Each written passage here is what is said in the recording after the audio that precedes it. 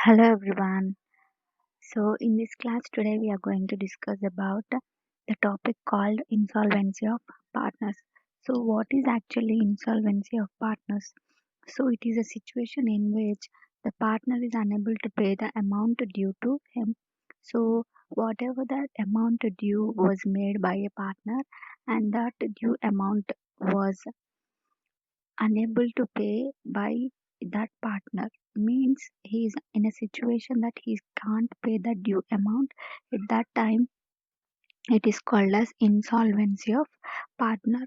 So how we will know that he his amount is due or he has to pay so and so amount when all the adjustments we will make in respect of a realization profit or loss account and accumulated profit or loss account, etc. These accounts when we prepare, so at that time the capital account of a partner may show a debit balance. So in such situation he becomes a debtor to the firm. So when he becomes the debtor to the firm, to that extent he has to pay that amount or he has to bring necessary cash in order to clear that debit balance. But he is in a situation that he is unable to pay that debit balance. So at that time it is known as, or the situation is called as, an insolvency of partner. So in when he is unable to pay, so then what they will do, the irrecoverable debit balance is called as a further loss to the firm. So at that time what they will do, the other partners will be there, no? So the remaining partners, so what they will do, they will pay that amounts, means it will be borne by the solvent partners, means the other partners who are able to pay the amount. So these debit balance will be borne by the solvent partners in addition to the loss on realization. Okay, so at that situation is called as an insolvency of partner. So at that time what are the decisions we do follow, or what are the decision methods we do follow for insolvency of partners? So the first one is decision in Garner versus Murray. So sometimes the partnership deed is silent, means it will not say anything about the treatment of deficiency of insolvent partners.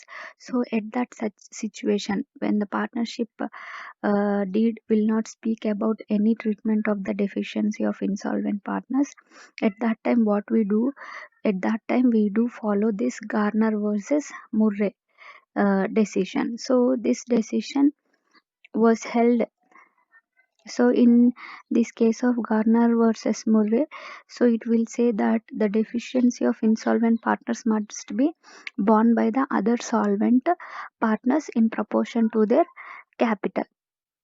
So what this decision will say, Garner versus Murray decision, it will say that whatever the whatever the debit balance will be there, um, debit balance left by the insolvent partner, it must be borne, means it must be paid by the other solvent partners. So this decision will say that, okay, so to apply the above decision, so to apply this Garner versus Murray decision, three conditions must be fulfilled. So if these three conditions is fulfilled, then only this decision can be taken or it can be followed. If not, it should not be followed. So what are the three conditions?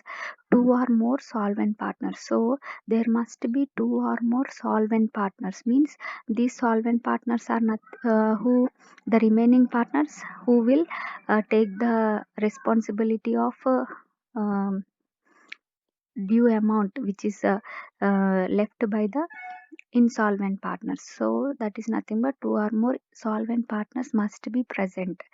Then only we can follow this Garner versus Murray decision. And next, one or more insolvent partners must be present in order to follow Garner versus Murray. And next, the capitals are not in profit sharing ratio. So whatever the capitals are there, this capital should not be in profit sharing ratio. So when these three conditions are fulfilled, then only we can follow this Garner versus Murray decision. Okay, So try to remember these conditions, three conditions, so they might have asked in exam. Okay, so try to remember those. And next we'll see fixed versus fluctuations. So fixed versus fluctuation capitals, actually I forgot to note right here capitals. So fixed versus fluctuation capital. So these are the two different conditions when the capitals are fixed and when the capitals are fluctuating. So if we see the condition or if we see the method when the capitals are fixed, when the capitals of the partners have been maintained on the fixed capital system. So if the capitals have been maintained on the capitals of the partners have been maintained on the fixed capital system, so the deficiency of the insolvent partners would be borne by the solvent partners in proportion to their original contribution. Okay, so what is the fixed capital situation is telling? So when the capitals of the partners have been maintained on the fixed capital system, the deficiency of the insolvent partners, whatever the debit balance the insolvent partner is unable to pay, would be borne by whom? Would be borne by the solvent partners, in which in proportion to their original contribution. So whatever the capital original contribution will be there, to that proportion, the solvent partners will bond the which will bond the deficiency of the insolvent partners. And next one is fluctuations when the capitals are fluctuating. So where the capitals are maintained on the when the capitals are maintained on the fluctuating method, the actual capital of each partner at the date of the dissolution is determined by the adjustment of balances of reserve fund or debit or credit balance or profit and loss account.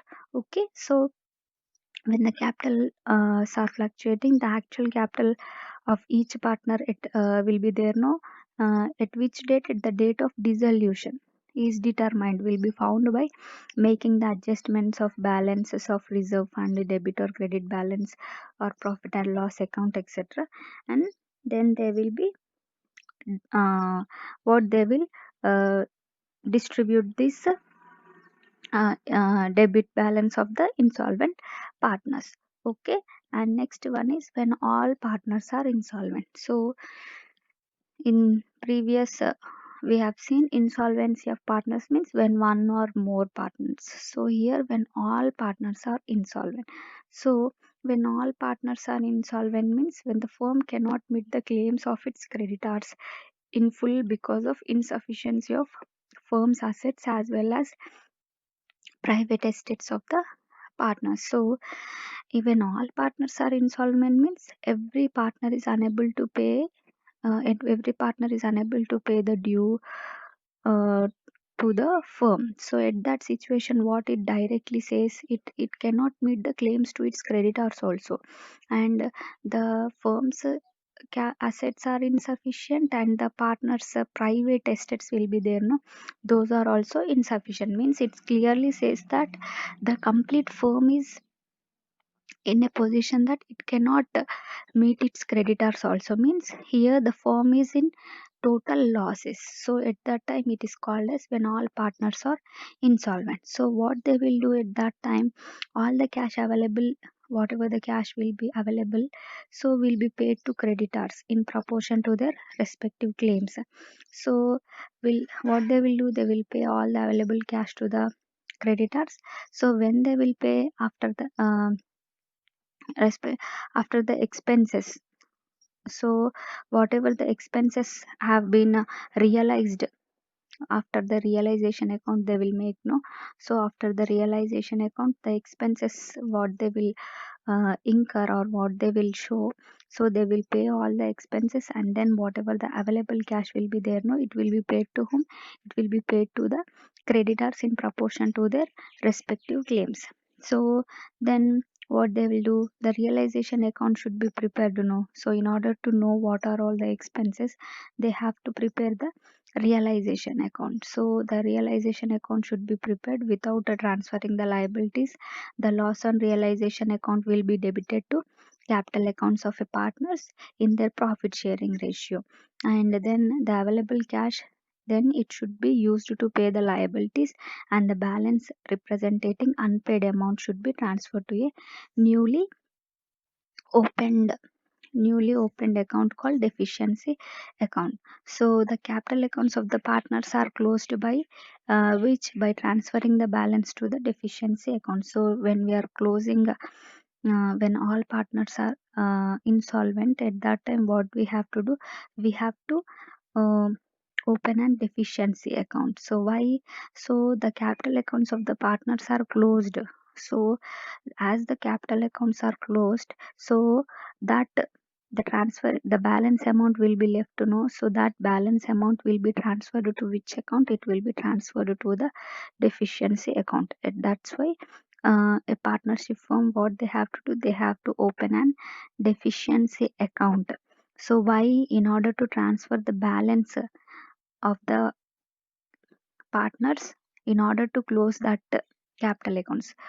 So if you want, if we want, if we, you have any like confusion, I'll say it clearly. Suppose now the firm is getting closed, means everyone are insolvent, means they have to pay the amount to all the expenses, whatever the losses are there, they have to make those all payments firstly. So if any available cash is there, after that what they have to do, they have to pay to the creditors. So after that, so these capital accounts of the partners will be there, no, they must be closed. So their accounts must be closed. So in order to close that accounts, if any amount of balance is left with their accounts, so it is transferred to so and so account. So that amount must be transferred to which account? It must be transferred to the deficiency account. So that's why a partnership firm, what it has to do, it has to open a deficiency account. Okay, I hope you got it. So when all partners are insolvent, so it clearly says that their firm is unable to meet the claims of its creditors. Even the firm's assets or their partners' private estates are also unable to meet the creditors. Okay, so this is nothing but all about the insolvency of partners. So before we have discussed, when one or more partners are insolvent, we will follow the decision in Garner versus Murray. When all partners are insolvent, whatever the, like, we have to pay off all the debts, we have to pay off all the expenses, then whatever the available cash will be there, it must be distributed to the creditors. Sorry, it must be distributed to the creditors, and then uh, in order to close the accounts of the capital accounts of the partners, so we have to open the deficiency account, because when we are closing the accounts of the partners, so the leftover balance, it must be transferred to the deficiency account. That's why we have to open a deficiency account. So they might have an ask a question that in when all partners are insolvent, what is the account they will open in order to transfer the balance of the capital accounts of partners? So it is nothing but deficiency account. Okay, so by this we have completed the topic called insolvency of partners. So this is the last topic in the partnership. So by this we have completed all the theory part. So in the next class I'll upload a video on the practical part of the partnership. Okay, so till the next class, uh, stay connected, and if you like this video, please give it a big thumbs up, and share it with your friends who are preparing for the net set or JRF. And don't forget to subscribe my channel, and hey, click the bell icon, so that whenever I upload a video, you'll be able to get a notification. Okay, till the next class, take care, bye bye.